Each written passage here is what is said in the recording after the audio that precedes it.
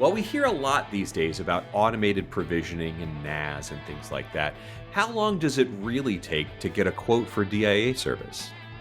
Or more to the point, how long does it actually take to get a circuit installed? And what do enterprises really think about their ISPs? Well, welcome to Telegeography Explains the Internet, the show that explores the business behind all of the ways humans stay connected around the world. I'm your host, Greg Bryan, and my guest today is Dennis Thankachan. He's the CEO and co-founder of Lightyear. He's going to address these questions and more based on customer experience in their telecom operating system platform. Dennis joined me for his third time as a guest on the show to discuss the findings from Lightyear's Enterprise ISP Experience Guide and give us a live look at what's going on in the ISP market. We break down the surprisingly fast quote-to-receipt speed for DIA and how international quoting compares to the US. We look at the significant price delta between DIA and business broadband. We dive into the ongoing problem of quote accuracy and how automation and data quality impact whether a quote is actionable. We uncover the median install time for a DIA circuit and discuss factors like construction and site readiness that can push those installation times way out. Finally, Dennis shares what the data reveal about customer satisfaction, highlighting that while install time matters, the quality of communication can really be the biggest factor. If you enjoy the show, please take a moment to rate, subscribe, and tell a friend to listen. As always, you can find me on LinkedIn and feel free to send me suggestions and feedback there. Now, please enjoy the interview.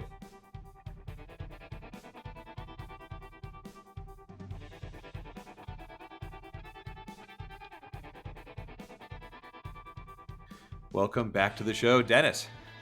Thanks for having me back on. Yeah, of course. In fact, you were on actually earlier this year, and then I think this is your third time on the show. So we've got a bit of a background. Folks should definitely go back and listen to those if they want to know more about your whole journey into founding Lightyear. But for people tuning in for the purposes of this episode, could you just give us a quick rundown of what you do as the CEO of Lightyear, what you guys are up to there? Absolutely. Thanks again for having me back on. And clearly, you can't keep me away. That's right. Yeah.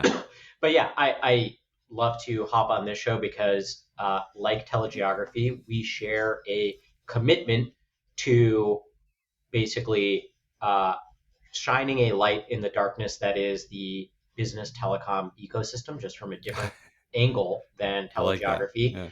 Yeah. Once again, as Greg noted, my name is Dennis. I'm the CEO and co-founder of Lightyear. Lightyear, it creates software that we call the telecom operating system that we sell to large enterprises that helps them automate each component of their telecom lifecycle.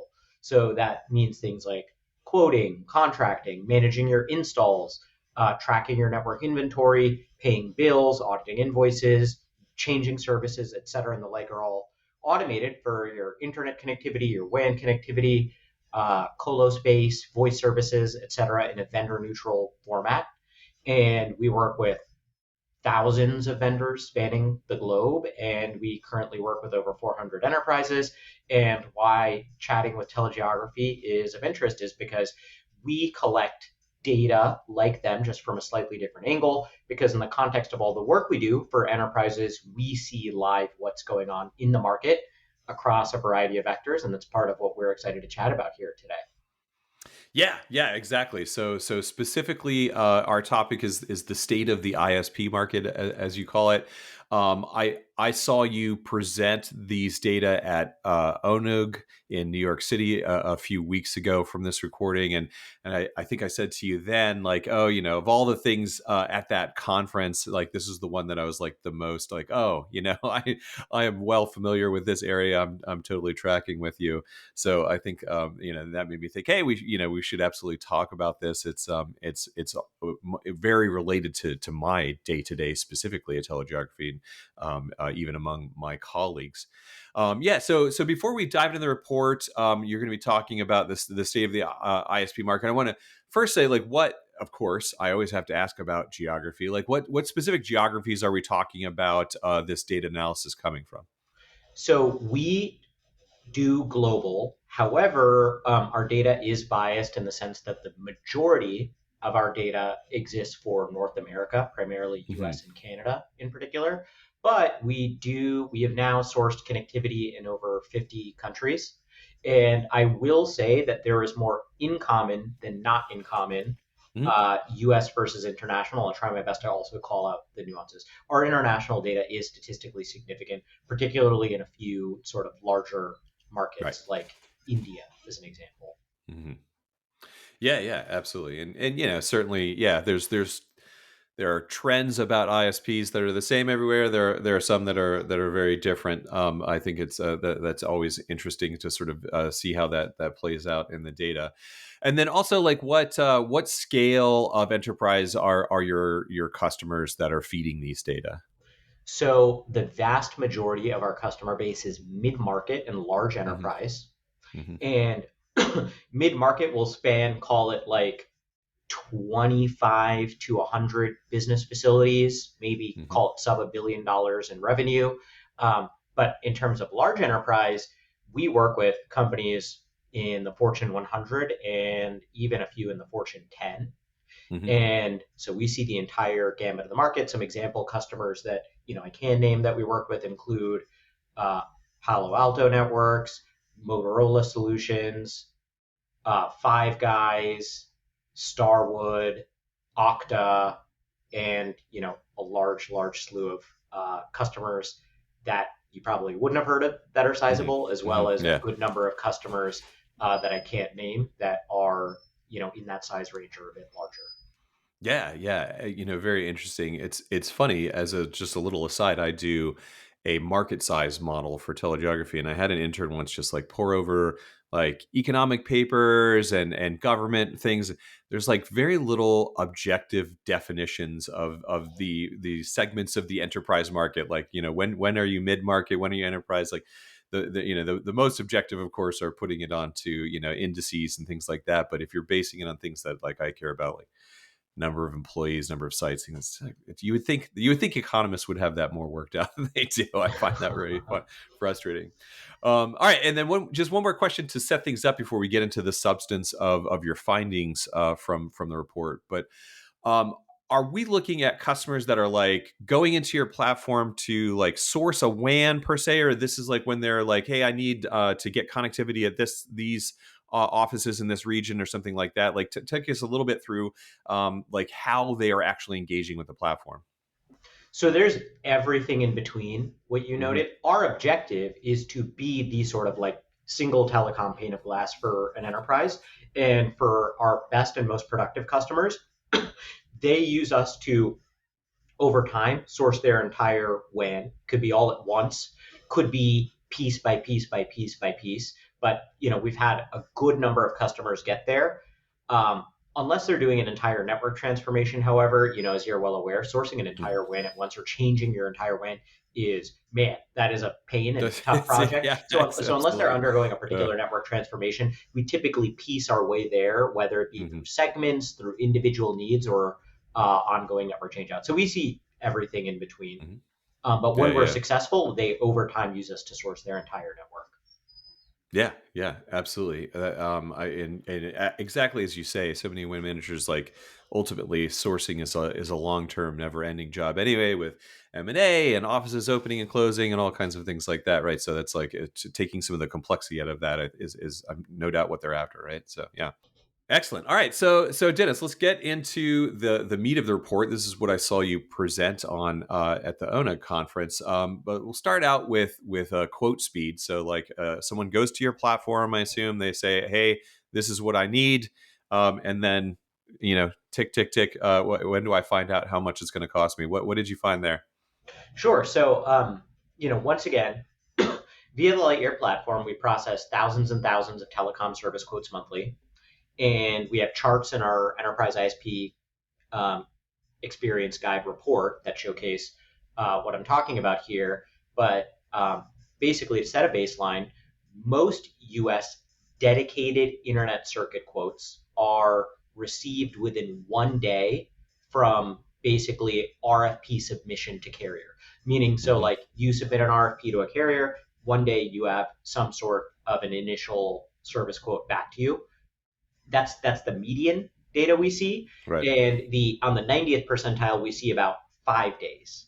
Hmm. Uh, Broadband circuits are often returned in less than a day. We call it Mm. like about half a day for the median. And in some cases, they're instant responses. The 90th percentile is about 1 day for broadband.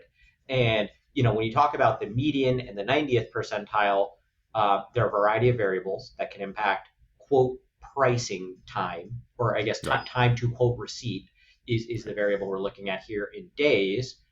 Um, there are uh, larger carriers that can quote on net services or services that don't require construction Mm. basically instantly. Right. And Right. that's where basically after just a quick quality check, you can return a quote to a customer um, very, very quickly. Hmm. So Yeah, I that's was the surprised lowest. at honestly how low the numbers were. It's great. I think that the industry has been working towards that. Certainly back in the day, very often quotes took even just quote, not provisioning a circuit, right? So still took days. So it's good to hear that things are happening pretty rapidly like that. Yeah, yeah, and there are a few nuances to call out there. For one, just because you can get one quote back from one carrier doesn't Mm. mean you can return quotes back to the customer. Mm. Hmm. From our perspective, we don't want you to see one quote from one carrier. That's probably what that individual carrier wants, but we want you to have an exhaustive set of quotes. So typically, you have to think about the on net sort of like long pole in the tent, especially if there is a carrier that's best fit to service a particular need. Right. Meaning, Right. there are certain carriers that are larger carriers in particular that can return on net quotes instantly. There are certain carriers that, even if theoretically on net may require a site survey or evaluation of the infrastructure, that can take several days. Hmm. The other Hmm. thing is, there are certain sites where no one is on net. Everyone requires some form of construction, Right. in which case it is more likely that carriers require some form of site survey or evaluation, which may take several days. So basically, if you're Mm. talking, um, U.S. quoting, 90th percentile, what we have is 5 days. Median is 1 day. That's oftentimes what happens. Broadband is most of the time instant because it's pretty rare that we're quoting off net broadband, Mm. basically. So Hmm. most of the time it's insta quoting. To call out internationally, a lot of carriers do not use automated systems or portals to quote, and their quoting systems overall may be a bit behind the US counterparts just from like a speed perspective. So we see a median of about 4 days and then a 90th percentile of about 12 days Okay. internationally. Yeah. Um, and then when you're talking about aggregation, we basically see a day and a half. So basically, like day and a half doesn't sound like very long, but it's still 50% higher than the USDIA median, Right. Right. and a slightly higher 6 day 90th percentile. With international quoting, or sorry, with aggregated quoting, they are quoting another carrier. So basically, you're requesting a Mm. quote from them, they're requesting a Hmm. quote from another carrier. That tends to add to timelines. Um, Right. Right. and then finally, when we talk about two-sided WAN circuits like an Ethernet private line, a wave circuit, a point-to-point, um, that's where we see basically a median and 90th percentile that's about double what you see with a DIA. So 2 day median, 12-day 90th percentile. And that's effectively because they're quoting two ends of a circuit, Hmm. and often one end of that circuit may be aggregated. So yeah, so there you're saying like, if I'm getting a DI quote, it's relatively simple. I need to have access to that customer site. I have a pop, nearby. On the point-to-point one, you might be there's sort of three circuits involved, right? There's your access on one end, your long haul circuit, and then your Z end access on the other side. So that's just inherently going to and involve maybe more providers and take more time, right? Correct. That's Yeah, exactly yeah. right. And I just had so one more quote on this. I mean, this sort of belongs to a lot of these different categories, or one more question rather about this. What are you seeing in terms of like typical DIA contract terms? So back in the WAN days where sort of carriers might have gone or a customer might have gone to a carrier and say, hey, and here's like all these sites or whatever. 3-year terms used to be kind of common. Are you seeing shorter terms when they're able to sort of do this faster sort of provisioning process? So 3-year term is still like sort of market standard. We Right, are right. more Okay. frequently seeing 1 to 2 year terms Hmm. and more competitive pricing than before on 1 to 2 year Hmm. terms. But still, 3-year pricing is market standard. With construction, sometimes they won't even do less than a 3-year term. And we generally see a 1-year term resulting in a 10 to 20% price premium relative to a 3-year term. Interesting. Yeah, that makes sense. Very interesting. Yeah. All right. So since you brought up prices, let's move on to what you found in the report in circuit prices. So first maybe like DIA versus broadband. We know there's a delta between DIA and broadband. What kind of delta are you seeing? So a 100 meg DIA, the median price point we see is about $500 a Hmm. month, which is about $5 a meg. Right. And median broadband 100 meg is about $140 a month, so $1.40 Mm-hmm. per meg. Granted, when I'm talking about DIA, it's sort of a standard product. It's like a Yeah. dedicated, symmetric internet delivered over fiber to your suite.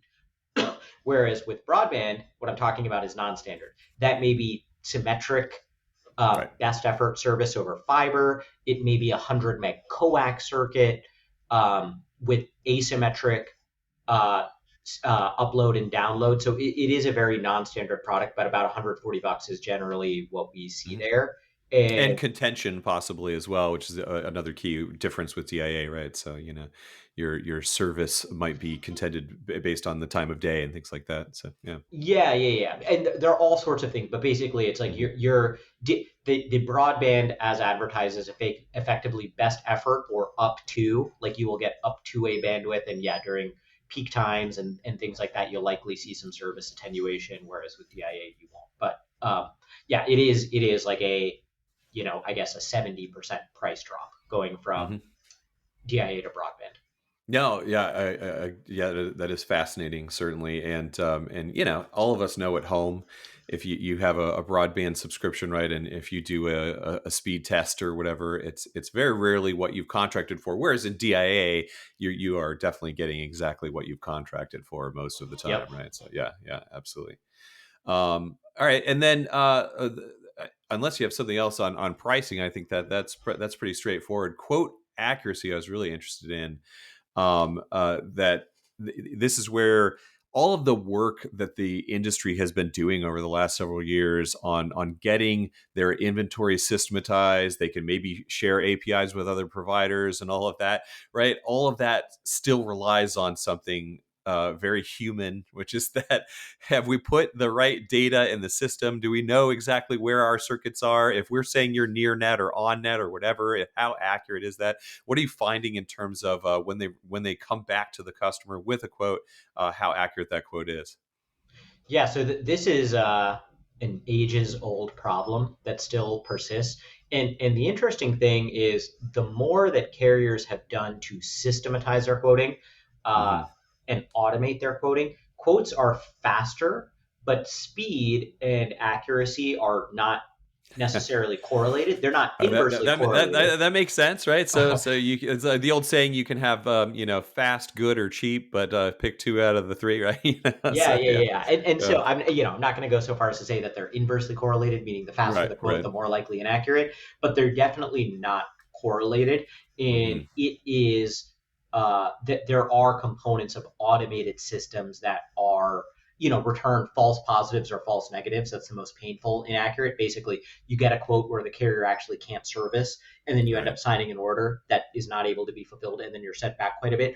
Or uh, they don't quote where they can service. That's a huge, Interesting. huge pain, Yeah, especially when a yeah. carrier is on net and you end up picking an off net vendor, Right. undergoing construction, paying a higher price, and there's actually a vendor that's on net there. I, That's a thing that we yeah, see. So we do yeah. everything we can to try and fix these problems because yes, getting a quote back fast is absolutely useless if the quote isn't actionable and accurate.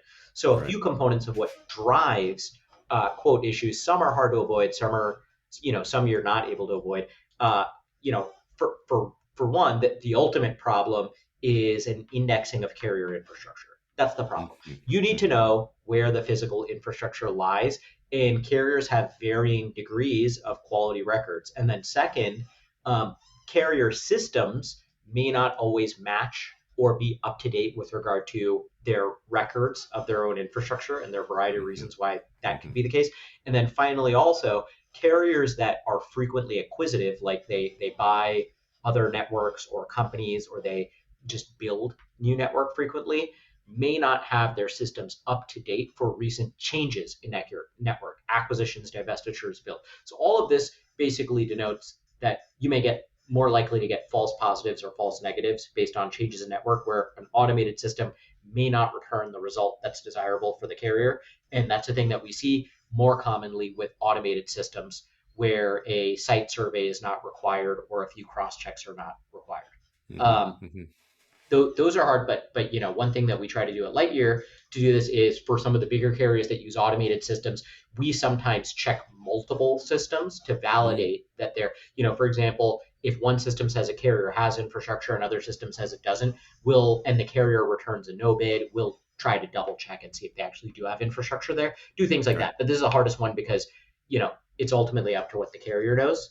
Yeah. um, other issues can occur. One, if you're using aggregation, you're quoting from a carrier who's quoting from another carrier, and Hmm. aggregators sometimes use their own automated systems on top of carrier systems, which can I see. increase vector for error. So when Right. aggregators are quoting underlying carriers, we'll actually double check with underlying carrier systems to validate Hmm. accuracy, because sometimes they will quote incorrectly. That can happen. um, Yeah, and there's like refresh cycles even here that probably come into play as well, right? So the aggregator may be going on data that they've collected in a certain time period, and the carrier has a more recent update or something like that, right? So. yes, exactly. And then there are just straight up mistakes. Hmm. Hmm. So Yeah. one is carrier mistake, meaning you want to get a 10 gig committed rate, and they quote a 10 gig burstable circuit or a 10 gig Ooh. port, or Hmm. something or other, and they quote something different, and they actually can't provide the service that you intend to purchase for Right. whatever reason. And then you end up signing a contract for something that's inaccurate, and that's a problem. The other thing is customer side issues. Mm. Customers make mistakes too. They put in the wrong address, an incomplete address. They Hmm. need to the suite, and they get a service that's to the EMPO. They don't include static IPs. They misunderstand a port for a commit. So those types of things happen frequently, and this is where basically just being squeaky clean, we'll use sometimes like AI to read what's returned back from carriers and sort of validate quality, and also to cross check that a customer's request is accurate and try to catch issues before they occur. That happens quite a bit too. Yeah, yeah, no, that makes sense. It's like good application of AI where there's like an objective, like does this match this field from this different data set there, because this is also complex. And I really just want to say I find interesting this problem around again the way that the whole industry is progressing. That there was a technological problem to solve, like how do we get our APIs to talk to each other, and how do we create these automated systems, and a lot of folks like you guys have made some really cool strides on this and created like awesome tools. In the end, we still have to feed good data into those, and I think that's going to be a big challenge for the carriers over the coming years. That's right. That's right. And over time for us in particular, like we're brick by brick trying to build up where infrastructure Hmm. lies, particularly in areas where it gets quoted frequently. But yeah, it's going to take years to build that up Yeah. to the fidelity we'd like. Yeah, no doubt.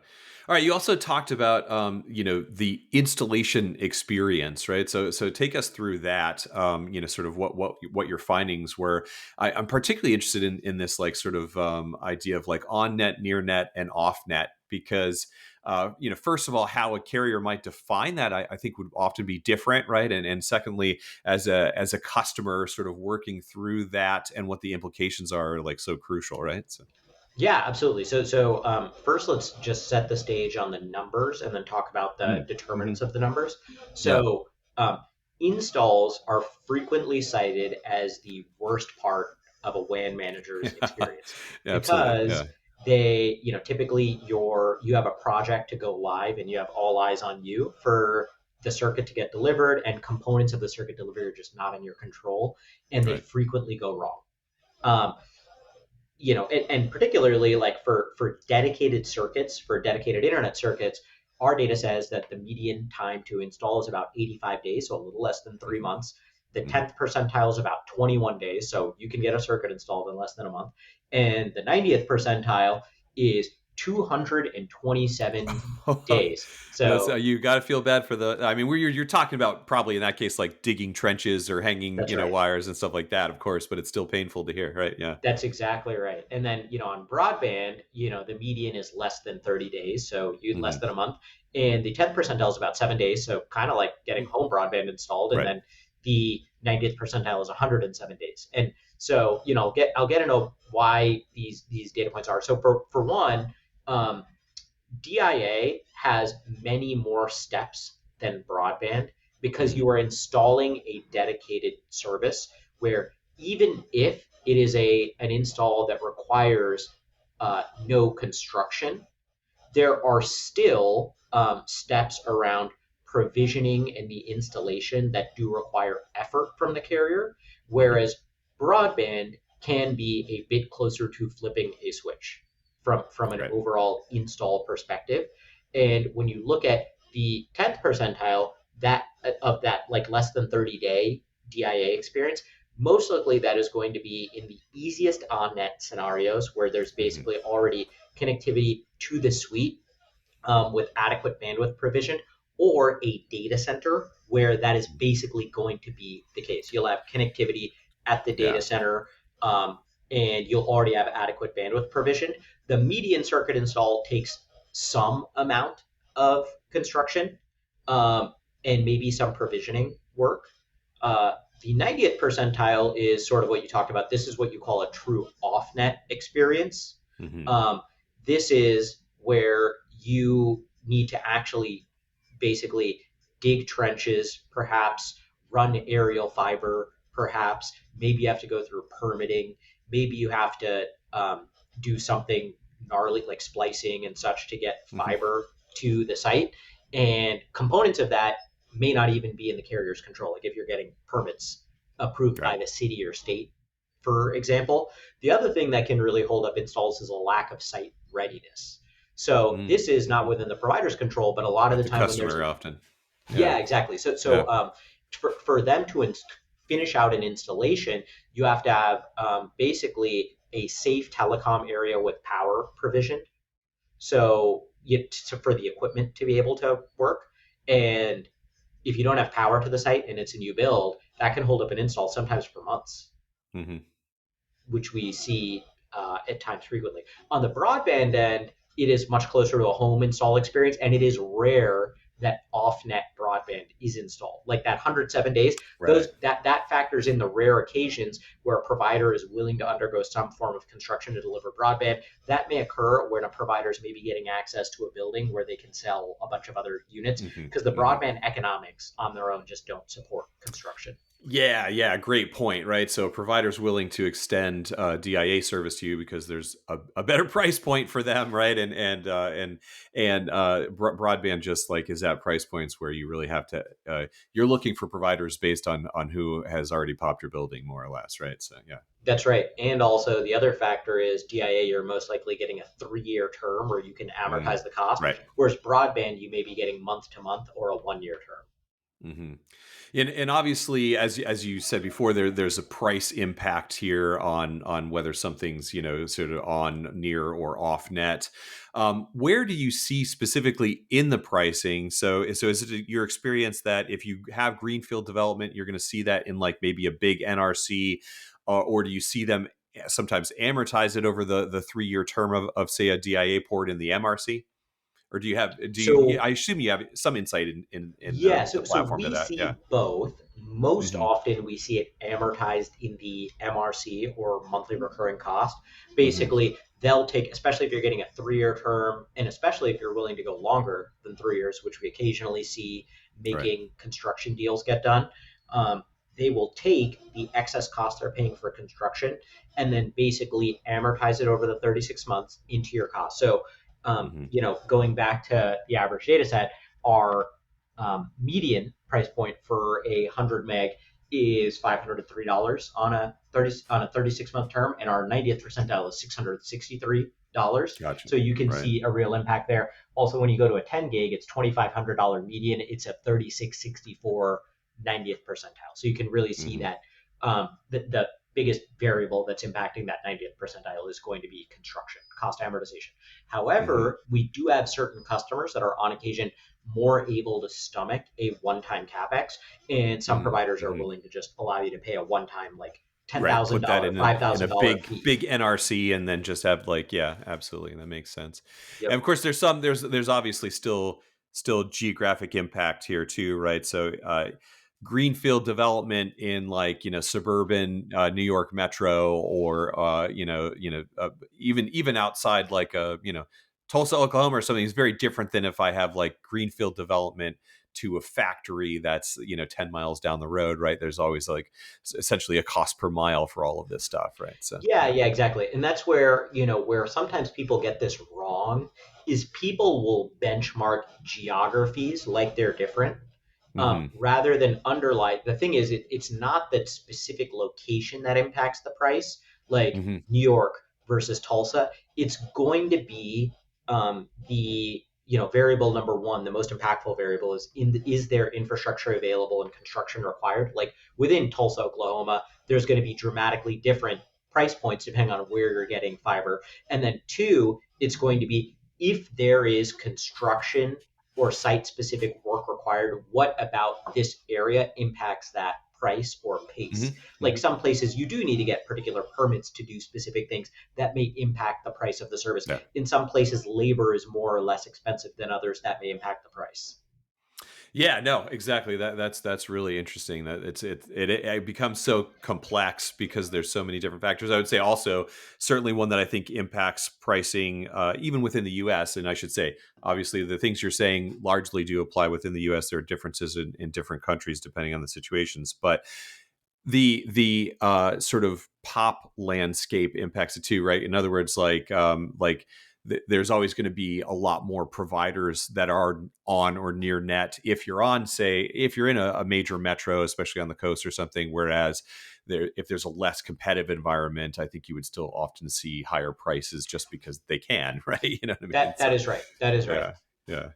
Yeah, absolutely. So we've talked about like sort of why the installation process can vary. Um, I'm curious to get your take on a sort of like a little bit outside the report, just on the we've touched on this already, but kind of like the readiness of the industry to do like end to end NaaS. With all of these difficulties, right? In other words, what I've always been working through with the promise of NaaS is that there are situations where absolutely there's, like you said, you're in a data center. There's already the bandwidth there that's over provisioned, and you can just tap into it. I see it very much as we're always going to have a world where there are days or weeks, or sometimes more provisioning time. There's just no getting around that for now. Maybe there's some possibilities with Leo or whatever, but yeah, what's your take on that? Yeah, I think this is the newfangled acronym of hype that carriers want to make into a product. We see a variety of NaaS offerings, and in certain circumstances, we see customers buy NaaS products. Um, we don't see broad adoption of NaaS Hmm. for a I few agreed. reasons, Likewise, yeah. Hmm. and basically the reasons are just um, I guess, laws of nature. So, for one, to your point, like you can say you want to deliver something as a service, and calling it as a service sounds really nice, but software as a service works because you can basically cloud host something and get someone something instantly Immediately, delivered. right? That is a service so long as you have the pipe available and you don't have to host it centrally. That makes a ton of sense. For infrastructure pipes, you can't just magically snap a finger and make the pipe appear.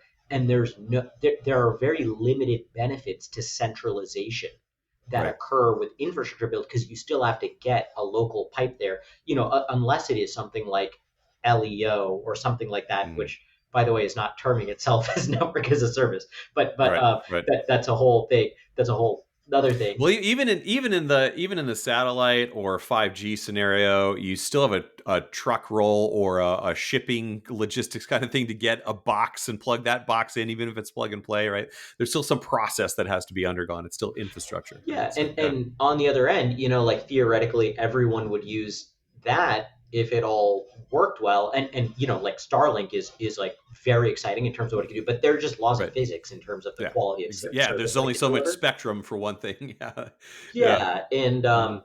for network as a service, for one, you still have to go through an install. So it works better in places that and where they're primarily selling these products are areas that are already on net Right, right. and they can provision connectivity quickly. Granted, Hmm. those are the areas where the install problem is just not so great. The other thing is because they're either aggregating wholesale circuits that are on net or selling you service with a degree of flexibility afforded to it, like on demand Hmm. connectivity. Generally, you're seeing these products priced at quite a premium. Right, right, Um, right. Yeah, absolutely. Because I can't it's speak in being aggregate, but it's more expensive. underutilized at part of the time, right? And so you have to price that in to have the infrastructure in place and not be guaranteed revenue on it, right? So Yeah, so generally, like what we see is if you need network at a place, the other thing is like people don't often end up at a place temporarily, like a mm-hmm, hmm. physical location. Right, right. So if that's the case, like you are better off just getting the best network option for yourself and signing up for that for as long as you need to be there. Hmm. So there are particular use cases in particular instances where, like, oh, for this data center that we're standing up, we need this amount of bandwidth Right. for this period of time and this amount of bandwidth for this period of time. And maybe there is a case for NaaS. There are also other ways to accomplish that. Um, but generally we don't see broad adoption of this Yeah, service today. yeah. No, I always like to talk about this. That's been my take for quite some time. There are, like you say, there are some use cases, but as a broad kind of end to end thing, I just never really see that materializing. Again, fabrics between data centers, that's all, well and good, but I just thought, particularly when we're thinking about the installation experience, it's always good to remind people, as I often say, whenever there's a cloud on whatever diagram some provider is showing you, that's the part they don't want to talk about. Always within that cloud is physical infrastructure. Right? And so when you're faced with the reality of like, hey, we have to build physical infrastructure, there's just no getting around that, right? All right. Yep, that is right. Uh, all right, so a couple more things from the report that I wanted to hit were customer satisfaction. I found this section really fascinating. What did you find there? Yeah, so we um, track customer satisfaction via NPS surveys Hmm. on all the installs that we process, and we're beginning to do this now for quoting as well.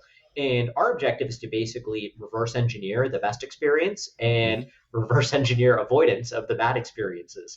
And sometimes things are obvious, sometimes they're not. Um, the one cool thing is, one, we have a thesis that working with Lightyear makes the experience better for a customer. We were able to observe that in the data. So the Hmm. NPS on Lightyear in particular was an average of a 4.64 out of 5, whereas NPS on carriers was an average of a 4.16 out of 5. The other thing is the 4.16 carrier NPS, I think, is higher than it would have been had Lightyear not been present. I was going to say, I mean, so, as someone who talks to a fair number of network managers, like I thought that was the carrier should be pretty pleased with that result, right? So, Yeah, and yeah, that's something yeah, that we like to share with our carrier partners to tell them like, yeah. hey, sometimes you may feel like we're disintermediating you, which is Hmm. absolutely not the intention. Like our carrier partners need to be happy. Our goal is Right, to make you look your best in front of the right, customer and right. get a happy retained customer because that's what makes us look good too. Um, Hmm. Hmm. the other things are, there are a few obvious things that impact carrier NPS, and one is install time. So longer Hmm. installs result in lower NPS, higher, shorter installs result in higher NPS. Like less than 60 days is an average of 4.44. Greater Right. than 120 days is 3.83. Hmm. However, the biggest data impact is quality of communication. That's the biggest Hmm. qualitative. Hmm. So basically, time aside, if carriers are uncommunicative or make next steps unclear to customers, even in fast installs, you get very poor NPS, Interesting. because oftentimes you end up in a situation, even with a fast and easy install, that a customer doesn't know what to do, ends up confused, and has like a major point of frustration, like a Right. circumstance where, oh, a tech showed up and nobody knew that the tech was going to show up, so we have to delay the install, Hmm. and or the carrier makes an error or just makes things unclear to the customer. Granted, on Right. the other end, if an install progresses and hits delays, but the carrier communicates well, is proactive, and handles the delays with proactivity, then you can actually see a 5-star NPS on those Hmm. lengthy installs. So Hmm. that's the biggest thing that carriers can do. And, you know, circumstances where basically we try to broaden the communication between carrier and customer via how we drive the experience based on what we Mm. see here. The other thing is, if you hit an install error, just a straight up botched install, oftentimes that's almost always a one. Right. So, Of as you course. Yeah. probably That's a, imagine. So, yeah. so that Yeah. is Even that even stuff if we it try to was avoid. customer error, it's probably still frustrating, right? So, Yeah, yeah, yeah. exactly. Yeah. No, I think that makes a lot of sense because in this real physical world that we have to lay fiber into or not, there are things that are going to be outside of a carrier's control often, right? But the key is does the customer understand what's happening and why, right? So that's fascinating to hear. Yeah. Exactly right. All right, so Dennis, last section that I want to hit of the report here is your lifecycle management section, and I find it really interesting, like this idea of like, hey, when you're building a tool like this, it's not just can I make an order, can I get a quote, but like the lifecycle management of your services. So first, I want to say, inevitably, in a term like this, how are you at Lightyear defining lifecycle management? So yeah, we consider this effectively everything that goes on with the circuit, from the service being up to the eventual deprecation of the Hmm. service via a disconnect. So that's going to mean dealing with outages and issues and repairs as they may occur. This means service changes, like moving a service, upgrading, downgrading, making a service change of other type, disconnecting the service, um, billing management, billing issues, invoice auditing, and then renewals, renegotiations of the circuit over time. That's a great definition. It's, I think, very clear. Sort of just all of the things that could happen with your circuit over your life of ownership. What specific role is Lightyear sort of playing in that process? Can they go into the platform and sort of check on these things? Can they look at like SLAs, that sort of thing? Yeah, so we are a full lifecycle manager, and today we play in the vast majority of those pieces, and eventually we'll power all of it. Hmm. So, for one, we're an inventory of your services first and foremost. Like, a lot of the issues occur because customers don't know what they have in their network. When you have an outage, you need to know who to call, your circuit ID, and and if you don't have those details in front of you, you're not going to be able to deal with the outage. Right. Will index over 30 unique data points for all your services, give you the support numbers, the circuit configurations, the circuit IDs, etc. So you can deal with repairs, outages, etc. And also, like, basically notate things like your device configuration, whatever, like all in one place that, Hmm. that may be relevant. And with that, today we don't do repair ticketing, but Mm-hmm. we make it much easier for you, and we will move toward repair ticketing and network monitoring in the near future. The Right. So in other second words, they piece. would still have to open a ticket with their provider, but they would be able to use like your software to like get their circuit ID and that kind of information. Exactly right. And Okay. then, there are certain types of tickets you can use Lightyear Hmm. for. Hmm. If you want to move, change, upgrade, downgrade, or disconnect a circuit, those are actually like somewhat painful process to go through.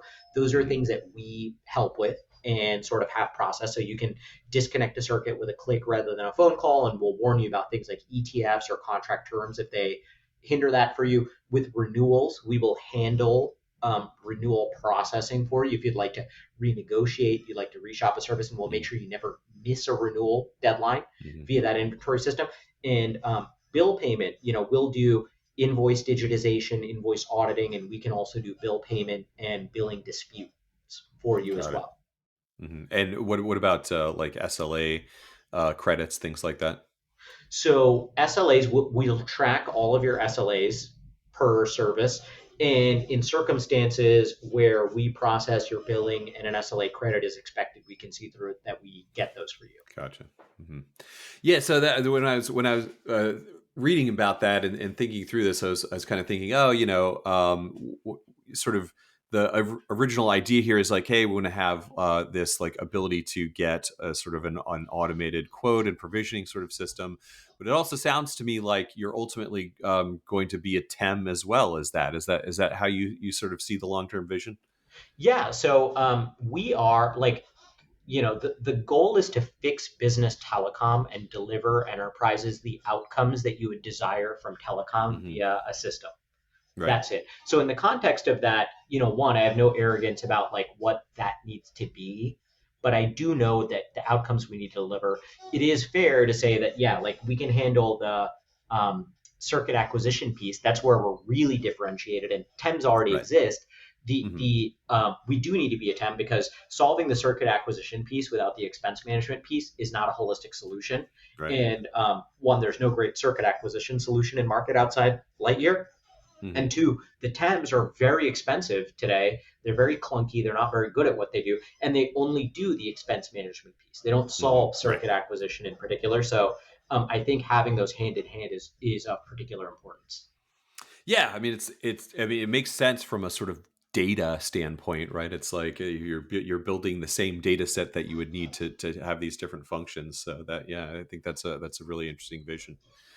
All right, so Dennis, we're nearing the end here, but I just wanted to. I always like to get like a little bigger picture, towards the end, and I just want to get your take on how you see the industry as a whole, right? You've made some really cool progress in this, but how do you see the industry progressing towards this like long term vision of automating the whole life cycle of telecom circuits? Uh, Both within the US, maybe a different picture, or within Western Europe, and versus the entire world, like you sort of mentioned at the top of the show. On a positive note, I think competition benefits the industry, and the hmm ISP business is getting more competitive than ever. hmm There are just more carriers propping up every single day, and the business gets more competitive, and that benefits the customer. The other Yeah. thing is customers are pretty strong-willed and expecting a certain type of service hmm quality from their business vendors today, and that's permeating into the ISP space, which has been really slow moving, where carriers are now more open to automations, APIs, digitization initiatives, and that's great because that benefits the customer and that benefits our mission here. On the other end, it's worth noting that um, carriers are embracing of this stuff, but in a themselves first way, of Of course, course. Yeah. right? Like Yeah. Yeah. they're open to building a portal for themselves, a software service for themselves to expose their data to their hmm customers, but they won't standardize things. They won't make things easy. They want you to only use them and will obfuscate anything that would impact you not using them. Because of course it's in their incentive to do so. So I can't necessarily blame them for that. But so all of that stuff makes stuff easier. But I think expecting carriers to get behind some form of standardization or things like that, I just think that's not going to happen. But that's the role that we play in the market. If that were something that you could expect, I wouldn't think that Lightyear has a particularly exciting role. Right. Right. Exactly. So your place is to say like, hey, you don't need your carrier to have sort of APIs in place with every other carrier because they can meet in this like neutralized two-sided platform, if you will. That's right. That's Yeah, right. interesting. Yeah, yeah, yeah. And yeah, I mean, of course, the carriers have different incentives depending on their scale and what kind of sales teams they have and that sort of thing. But I think even in a sort of like, hey, let's build an ecosystem way, which some of them are working towards or whatnot. It's just also like a lot of work, right? You know what I Yep. mean? Like we mentioned before, there's just a lot of data that needs to be put into the right formats and things like that. So I find it. I think as an observer, right, as an analyst, I'm not involved in the business directly in that sense. It's going to be really interesting to watch how that plays out. All right, now the last thing I want to close out on is thinking more about the enterprise side. Just with your view into what enterprises are purchasing, what their experience is. What do you think that from your view, network managers are kind of thinking about most in the coming year, 2026? I think network managers in particular, kind of like, business buyers in every vertical, are trying to find ways to embrace automation, and in Hmm. particular like AI and data, to basically drive better delivery of whatever they need to deliver within their business. Um, Right.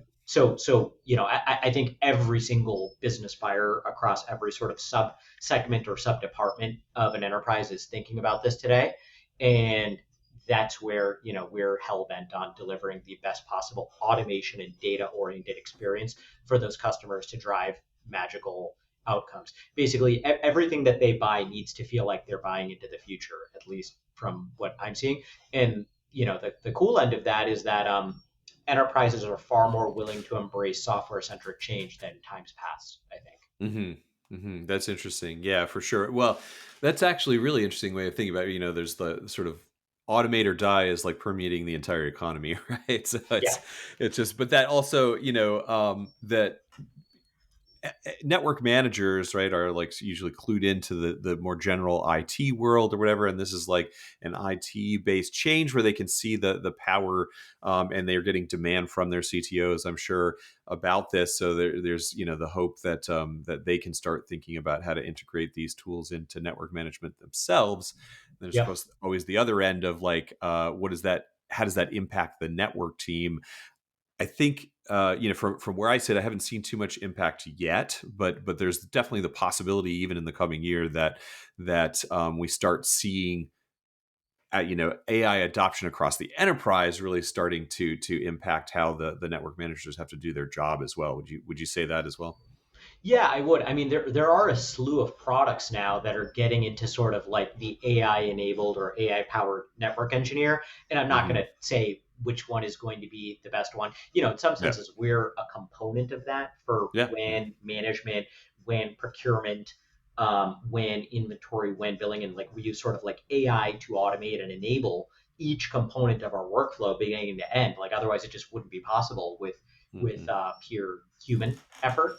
Um, and it'll be interesting to see, like, do people have network managers move, I guess, further up the stack, or just augment headcount in other ways. So to that end, I don't have a strong opinion, but there are some interesting products making their way into market. Yeah, yeah, absolutely. Again, going to be interesting times. I think we got through like the MPLS to SD-WAN kind of revolution went relatively slowly. I think this one might be at a much more dizzying pace. We shall see. Yeah. So Yep, yep. yeah. All right. So Dennis, thanks so much for joining us. The report that we've been talking about, the Enterprise ISP Experience Guide. Where can listeners find that if they want to take a deeper look? Yeah, so check us out at lightyear.ai, and at the top you can go to resources and then ebooks, and then you'll find the Enterprise ISP Experience Guide. It has a ton more detail on everything I chatted through here. Yeah, yeah, absolutely. I found it a fascinating read, and it's things that I kind of like are similar, not totally, but similar to what I'm thinking about. So I definitely encourage everyone to take a look. Awesome. Excellent. All right. Well, thanks so much for joining me, Dennis. It's a pleasure as always. Likewise. Thank you, Greg. Yeah. All right. Cheers.